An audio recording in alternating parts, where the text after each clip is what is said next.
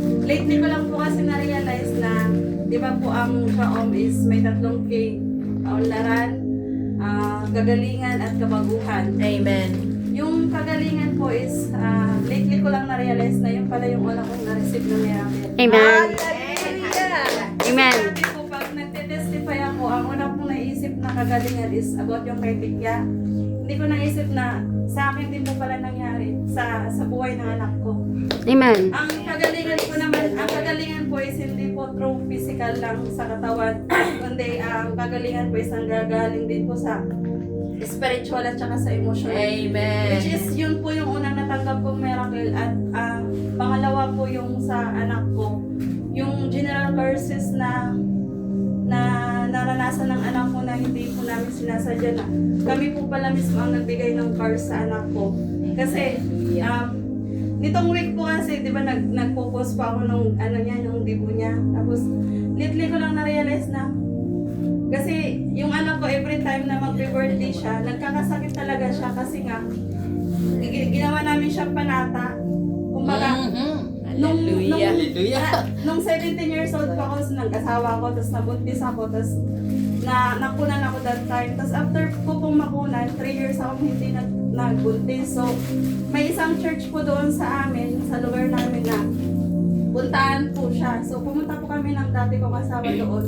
Tapos, hiniling namin siya doon na magbuntis ako. Tapos, binigay naman siya. Tapos, parang nakipagkasundo ako doon sa mga revolto ba? Amen. Sa Hallelujah. Yung mga patron na nandoon, sabi ko, Jesus. every time na mag-birthday yung anak ko is isisimba namin siya dito.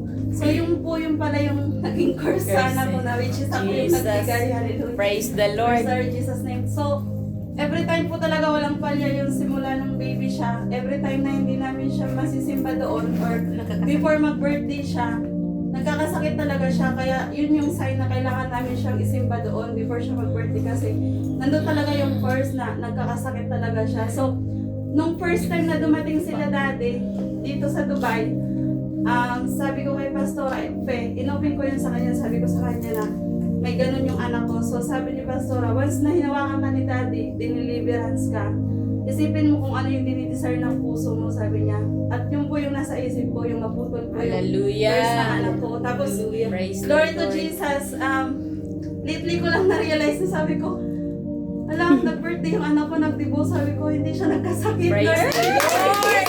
Praise the Lord. Talaga yung miracle na natanggap ko unang-una simula nang napanig ako sa Chaom, sa ministry na ito. It is not about Chaom, it is about the God that we serve. Amen. The Amen. God of Abraham, Isaac, and Jacob. I am so Amen. grateful Glory po to for the life of Jesus. our spiritual parents, Dr. Hallelujah. Prophet Jomar Jaos and Dr. Prophet Spiritual Jaos, because of their life. For they use as an instrument for us to bless, to Amen. sing, Praise the celebrate Lord. divorce, hallelujah. Hallelujah. At yung about naman po sa birthday ko, dati po kasi nung hindi pa ako Chaom, yung abala ka sa paghahanda para sa party-party, magluluto ka, tapos papakain mo sa mga kaibigan mo. Tapos yun, pansamantalang kaligayahan na mararamdaman, pero after noon, parang wala.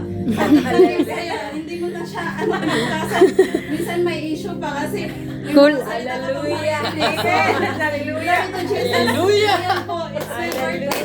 Reality. Natutuwa po ako na I want to use this as a first my birthday na I will serve the Lord truly. Hallelujah. Amen. For my life to Him po, dahil po sa Kanya, kaya po ako Amen. nandito ngayon at Amen. because of Him, it's about for my existence of 38 years of existence. Sobrang grateful po talaga ako at thankful sa ating mahal na Panginoon at maraming salamat sa family. This is the true family. Hallelujah. Thank you, Jesus. Thank you, Jesus. Jesus. Hindi ko lang mahabaan. Hallelujah. Praise the Lord. Thank you, Jesus.